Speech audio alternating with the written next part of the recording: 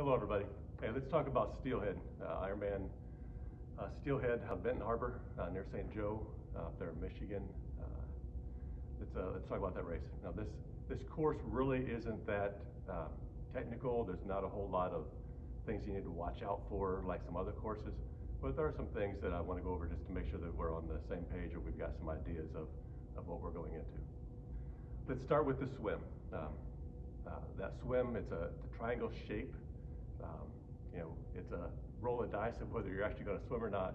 Who knows what Lake Michigan has for us. This is one of those events where, maybe every third, every fourth year they cancel a swim for a reason of safety and so forth. But this swim can be everything from glass to you could have some 2 or 3 foot waves just depending on what's going on that day.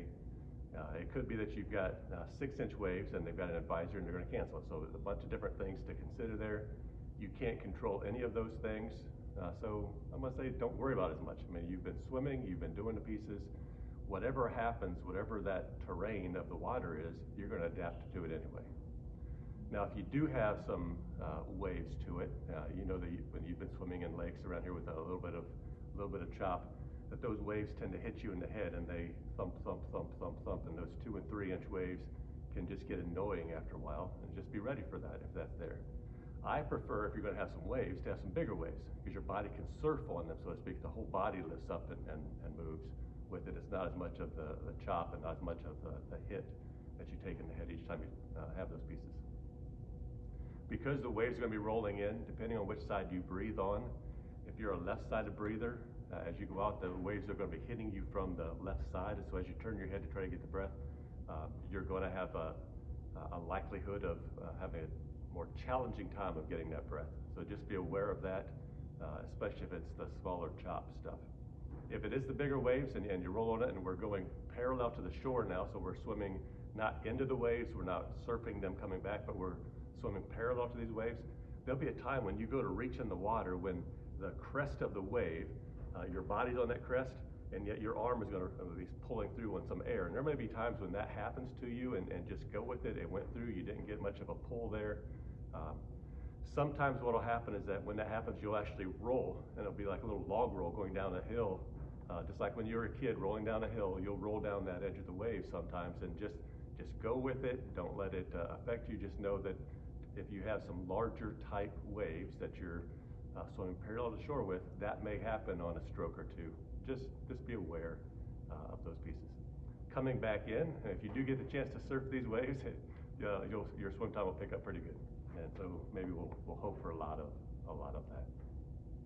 It is a beach run, so when you come out of the water, your feet are obviously damp. You're going to be stepping in sand. They're going to get coated with stuff as you run up the beach. It's a long, wide beach, maybe 75, 80 yards in duration. And then you get to go into transition, and as you get ready to put on your socks and shoes, you are caked in sand.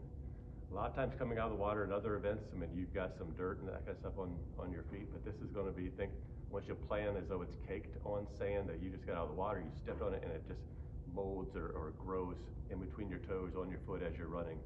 So have something there, a bottle of water, something that you can squirt on your feet just to get that sand off before you put your socks on. Obviously, you don't need to dry your feet. Just put your socks on right over top of, once you've washed the sand off, save you some time in that transition. You're going to make those socks all sweaty when you start biking anyway. Okay? Get in, get out. Now, one of the things that you may want to plan on for your bike and check in and there during your early morning transition is cover your gears. Get a plastic bag of some sort to cover the front chain and the rear cassette. Maybe some of your electronics, depending on what's going in there, your disc brakes and so forth. There is sand. It is going to be blowing. It's a dune, and so when it's left there overnight, there's going to be some blowing sand that gets in the gears. You don't want that to happen. So protecting those pieces. That morning, obviously, hopefully you've checked those things, and maybe you need to run some water over the chain just to get some of that dirt off if it's there, if it wasn't protected. But anyway, you're finishing up T1. You're running your bike out. The bike course really isn't that dramatic. I mean, there's some hills in it that we'll talk about here in a minute, but there's really not a whole lot of technical turns. There's not a whole lot of things to truly prepare you for. As you get out of transition, you've got about 2 or 3 miles before you get on the highway. This is a great time just to get settled in, just to recover, let your heart rate settle. So a lot of times you come out of that T1 and you're a little anxious, you're pushing a little bit, and that heart rate's a little higher than where you want it to be.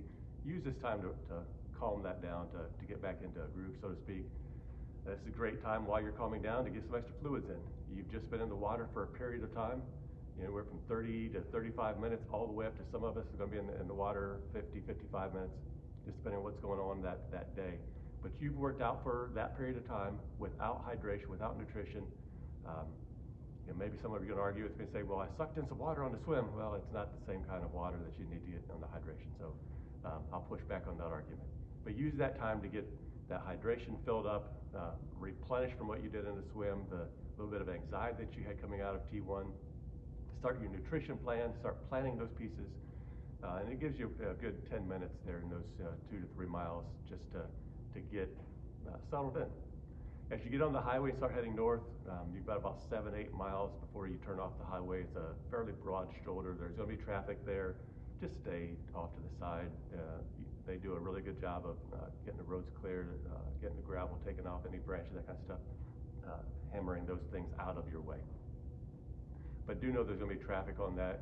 As you turn off of that road, now you're on some country roads.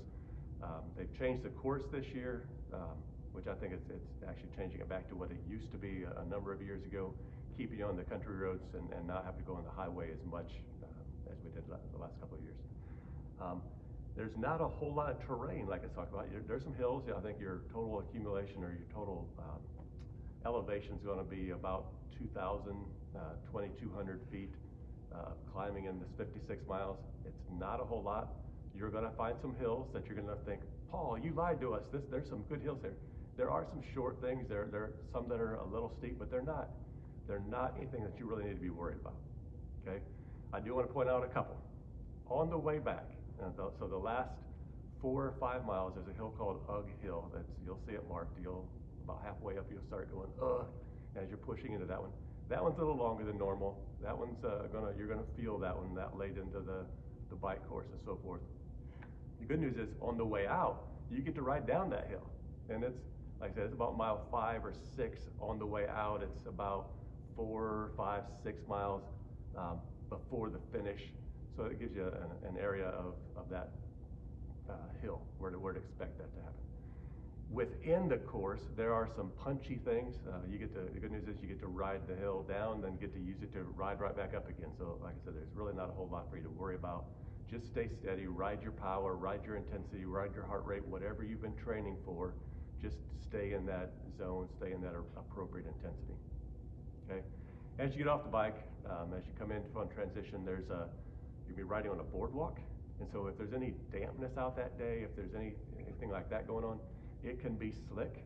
You're going to see a lot of people get silly at the end. They think they can make up some time in that last half mile, and so they're going to be flying around.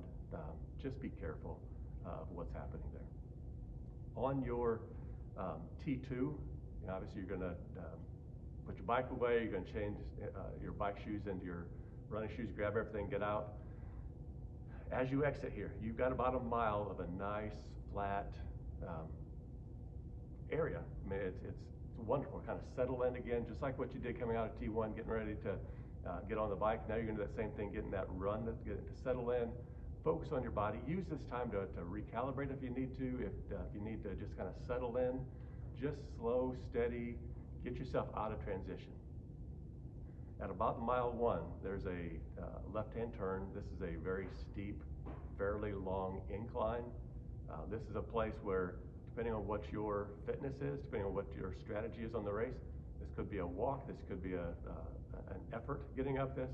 Just don't spend too much energy relative to where you're at in the race. And that may be a game day decision for you. Once you get to the top of this hill, you're going to do 2 loops. Okay, these loops aren't real bad. A lot of it's flat terrain or maybe just a little bit of an incline. There is one incline toward the back of the loop. Okay, so you come up this hill, you've taken a right, you're going to go 2 or 3 miles. You're going to go through the Westinghouse Corporation complex. As you come out of it, you're going to take a right again. So now you're at about 4, 5 miles on the run course total. and there's another big incline. It's fairly long. It's you know 2 maybe 3 blocks in duration, and it's just a steep, steady climb. Again, this might be a time for you to recalibrate. Make sure you're getting some nutrition in around this area. Once you get to the top of this, however, it's back to flat and maybe even a little downhill as you do that loop again. The second time coming around, it'll feel a little different than the first time, obviously, but you can just maybe in your head you start thinking about, hey, this is the last time I have to do this hill. I'm excited. I'm within a couple of miles of the finish. I get to run down that steep hill that you climbed up to get to the loop, and then you got a mile to go back in and finish and celebrate and get those arms up and celebrate your day. Okay, I hope this is helpful. Again, it's Ironman Steelhead. Have a great race.